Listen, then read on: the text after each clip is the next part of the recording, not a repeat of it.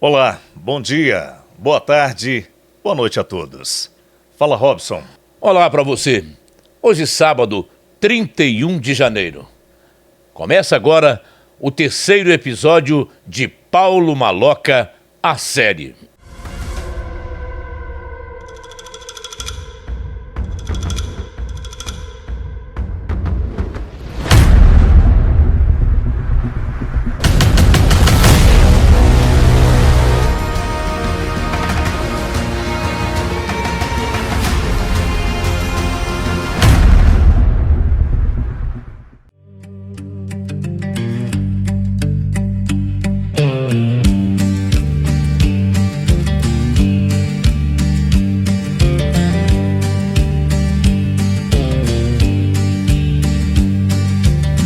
Frank sitzt am Steuer Tag für Tag. Egal ob Regen oder Schnee. Es ist das Fahren, was er mag. In seinem langen LKW. Die Ferne ist hier oft das Ziel. Die Natur nur der Begleiter. Das war stets, was ihm gefiel. In Gedanken immer weiter. Der Horizont ist sein nächstes Ziel. Denn es ist mehr als nur ein Beruf. Er fährt immer zu im Glücksgefühl.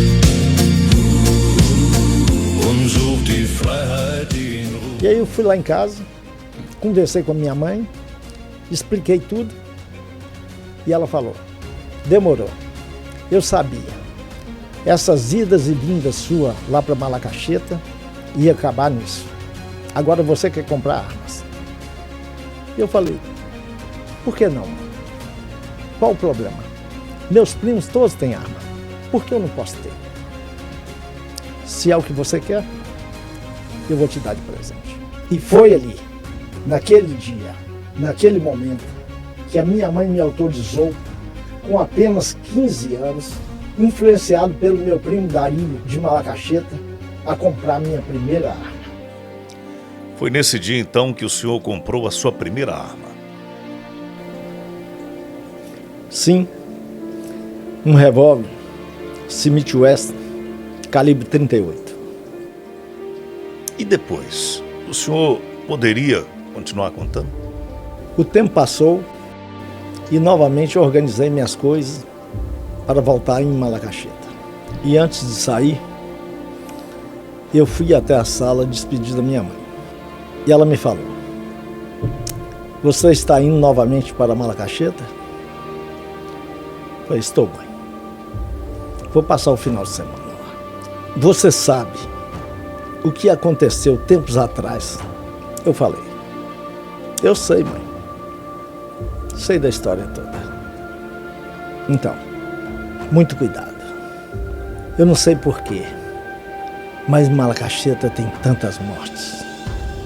Principalmente envolvendo a nossa família, ou seja, os seus parentes. Então sua mãe já temia que algo acontecesse com você e até o envolvimento do senhor com todas essas confusões da família. Acredito que sim. Mas a questão não era essa.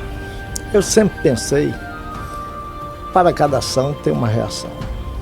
Na época eu me lembro muito bem de ter um diálogo rápido com ela a respeito dessas situações. E eu falei, olha mãe, eu sei que eles tentaram matar meu primo Sérgio. Deram nele um tiro no pescoço.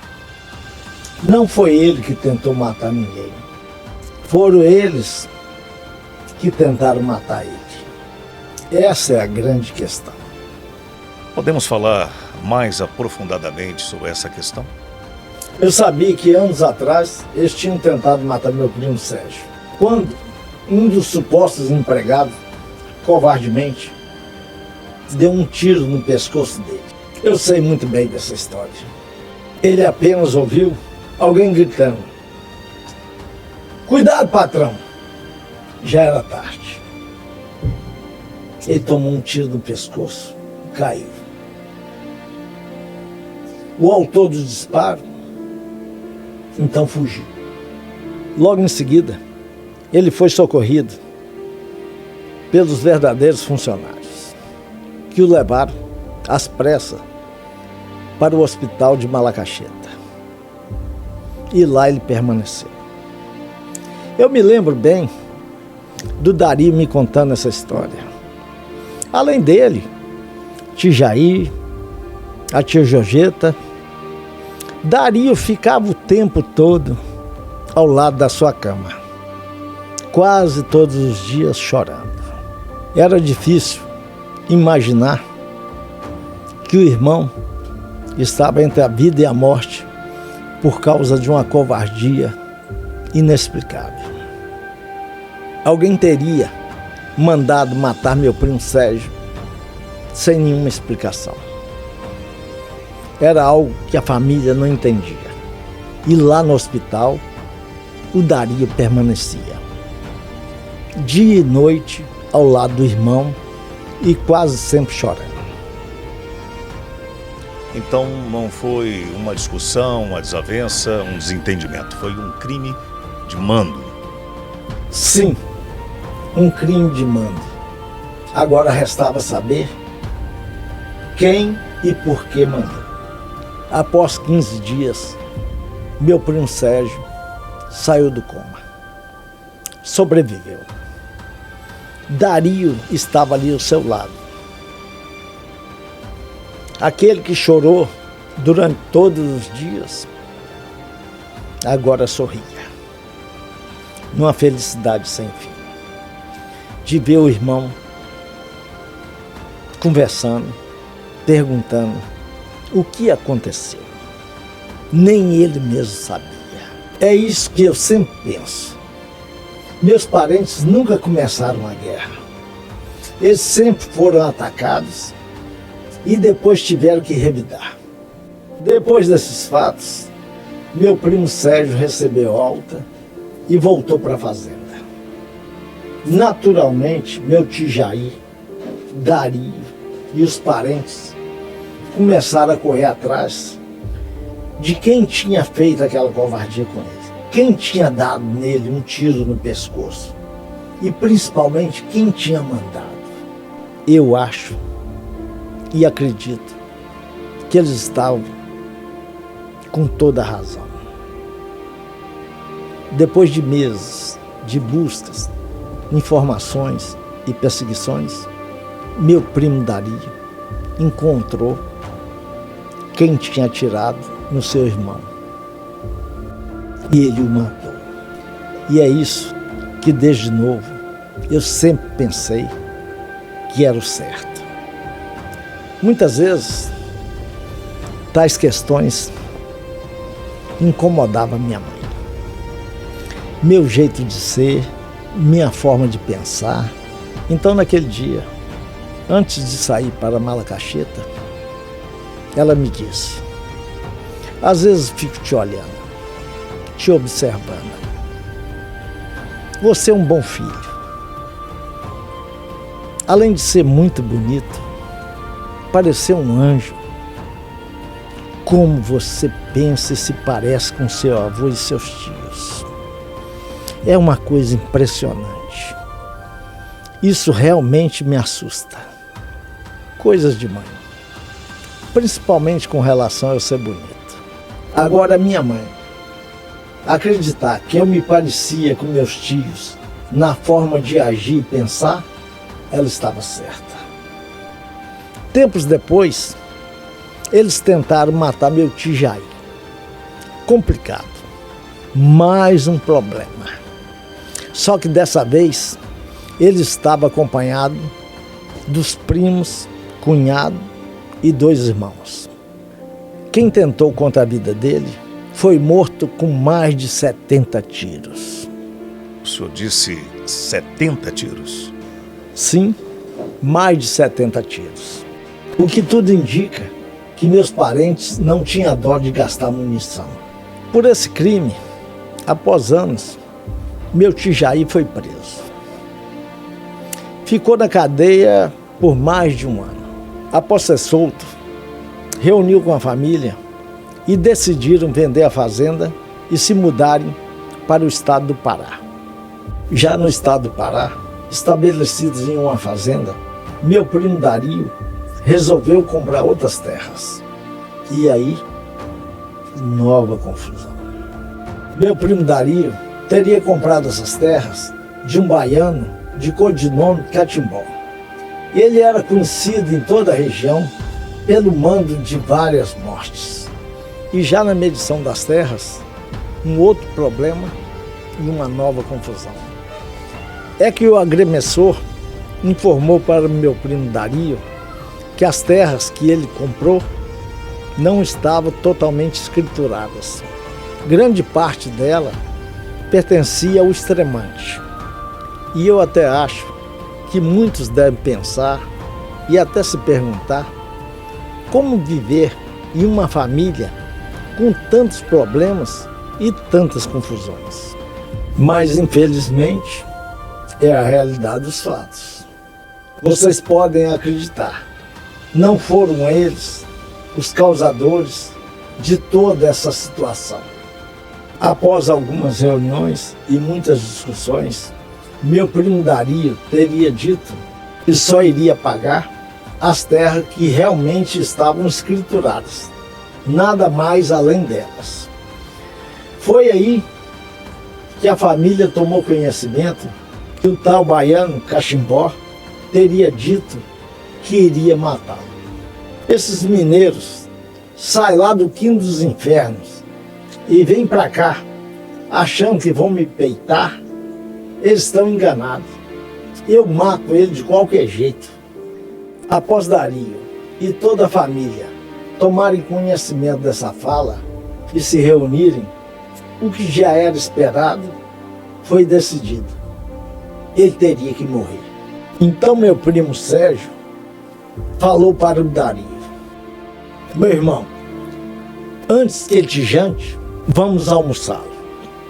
E no dia seguinte, armado até os dentes, os dois saíram da fazenda e foram para a cidade atrás do baiano Catimbó. E lá chegando, foram até a sua casa, onde observaram que seu carro não estava. Então passaram a procurar pela cidade, até que o encontraram perto de uma praça. Então Dario disse para o seu irmão Sérgio: fique aqui que eu resolvo isso. E desceu da caminhonete e foi em direção ao tal baiano. Quando ele percebeu que meu primo Dario se aproximava, tentou sacar de uma arma, mas já era tarde. Morreu com 6 tiros no peito. Logo após, meu primo Dario entrou na caminhonete e disse: bora, já era. Então ele e seu irmão Sérgio fugiram. Então, logo após o seu primo Dario ter matado o tal baiano que queria matá-lo, ele entrou na caminhonete e fugiu mais do irmão. E aí? Para por aí? Será que nós podemos continuar essa história? Podemos. Após meus primos fugirem, aparece um outro personagem nessa história fundamental: Josélio Barros, um grande fazendeiro com muita influência, principalmente na região de Paragominas, cidade onde que todos esses fatos ocorreram. Eu gostaria de falar um pouco a respeito desse personagem, o fazendeiro Josélio Barros. Ele era de Baixo Guandu, da mesma cidade que eu nasci. Lá desde pequeno, eu ouvia falar dele. Era uma família de fazendeiros, muito rica, de muita influência no estado do Espírito Santo. Eu já falei de Malacaxeta, já falei de Minas, falei do Pará. Agora eu gostaria de voltar lá em Baixo Guandu para contar um bocado de histórias relacionado não só à cidade que eu nasci, mas o estado do Espírito Santo. Desde criança, eu acompanhava as histórias de pessoas com influência em Baixo Guandu e no Espírito Santo, principalmente aquelas que tinham históricos de mortes. Eu vivia perguntando um e outro, quem é esse? Quem é aquele? E tal, que eu ouvia falar. O interessante é que eu era apenas um menino, mas ouvia as pessoas contarem a respeito de mortes. Então eu perguntava, queria saber, perguntava nomes, perguntava quem era e queria saber tudo o que tinha acontecido, principalmente quando falava de mortes. E dentre essas questões, tinha uma que me chamava muita atenção, que era a história de Josélio Barros.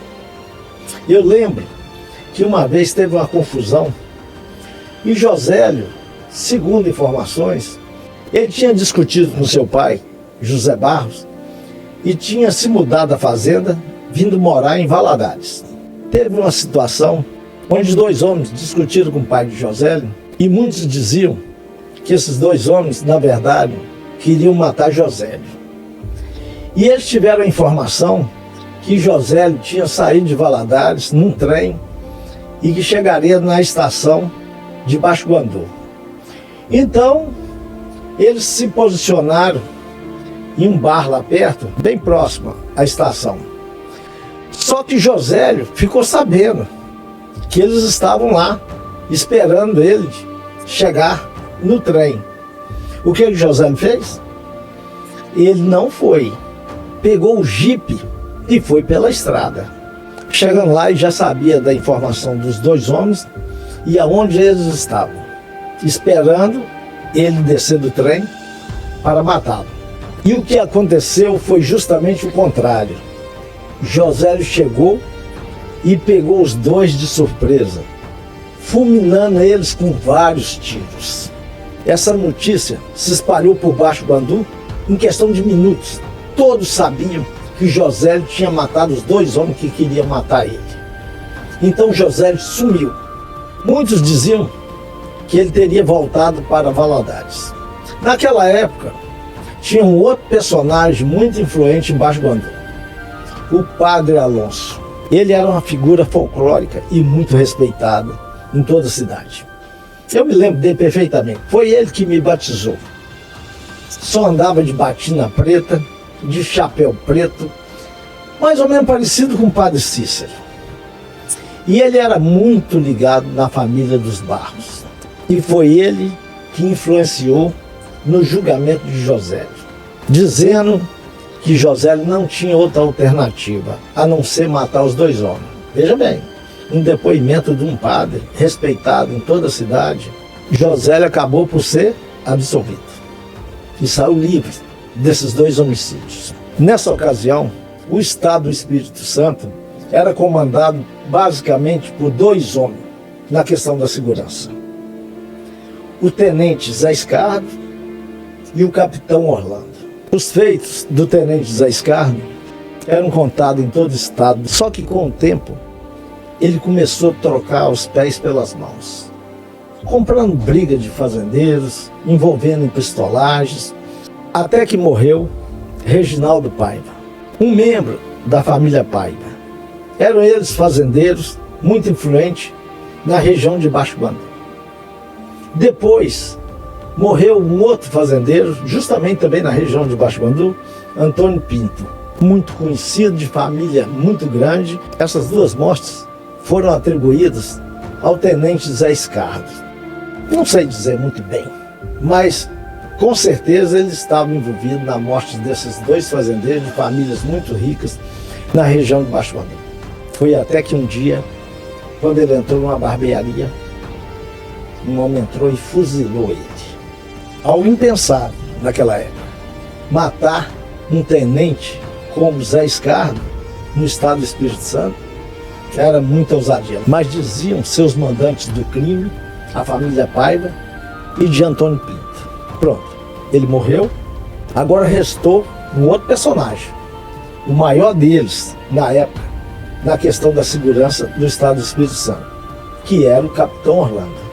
Diziam que o capitão Orlando teve uma confusão, uma discussão com o pai de Josélio, seu Zé Barros, em Vitória. na Praça 8. Isso foi um estupim que acendeu que ninguém esperava. Josélio, que já tinha feito as pazes com o pai e voltado para a fazenda em Baixo Guandu, tomou as dores. Dizem que Josélio veio até Valadares e buscou 3 homens que trabalhavam com o capitão Pedro, que eram Fausto, Toninho e Evaristo, à procura do capitão Orlando no intuito de matá-lo. Ele estava decidido. Ninguém ia gritar com o pai dele e ninguém ia ameaçar o pai dele, mesmo sendo o capitão Orlando. E após dias de busca, eles encontraram o capitão Orlando em Nova Almeida, no bar do Zé Bezerra. E foi lá que eles fuzilaram o capitão Orlando. Mataram o capitão Orlando com vários tiros. E depois fugiram. Esse crime abalou o estado do Espírito Santo. O tempo passou e novamente Josélio foi preso, agora pela morte do capitão Orlando. A família toda dos Barros se mobilizaram em favor dele, por ele ter matado o capitão Orlando por causa do pai. A família Barros era muito influente no estado do Espírito Santo. Tinha um irmão, o Jói, que era deputado, tinha o doutor Josil, que era médico em Colatina, tinha o Chico Barros, que era fazendeiro. Era uma família muito respeitada. Então, muitos diziam que eles iriam matar Josélio na prisão. Josélio ficou um tempo preso no batalhão. E a família sempre mobilizada, com advogados, com pressão política e tudo mais. E depois de anos, algum tempo, eu não sei precisar, só sei que eles conseguiram soltar Josélio num acordo político para que ele fosse embora do estado do Espírito Santo. E assim o acordo foi cumprido. Então Josélio se mudou para o estado do Pará, para a região de Paragominas, exatamente aonde que meus parentes foram comprar terra. Olha como que o destino é. Eu fico observando meus parentes e Josélio, parece uma sina. Não demorou muito tempo e Josélio se envolveu agora numa confusão em nível nacional, onde ele apareceu sendo denunciado no Fantástico por ter matado 2 homens. Um deles ele amarrou em uma árvore e cortou ao meio com motosserra. Essa notícia se espalhou para o Brasil inteiro, já que foi noticiada no Fantástico. Josélio novamente foi preso no estado do Pará e virou uma lenda com relação à sua disposição e sua brutalidade em matar pessoas. Então, como toda história no Brasil, um dia Josélio foi solto e voltou para a sua fazenda. Só que agora, mais temido do que nunca, ele expandiu as suas terras como um império. E lá, ele dominou toda a região de Paragominas. O interessante dessa história é que o baiano Catimbó era um desafeto de Josélio. Quando Josélio ficou sabendo da morte de Catimbó, ele fez uma festa na fazenda. E ele queria saber quem matou seu desafeto. A notícia que chegou em Malacacheta, que Dario teria matado o baiano Catimbó, se espalhou. Até que a notícia também chegou à família Nunes Leite, os irmãos Leite, os quais naquela época eram amigos dos meus parentes, em especial de Josélio Barros, lá no Pará. Olha bem como é o destino.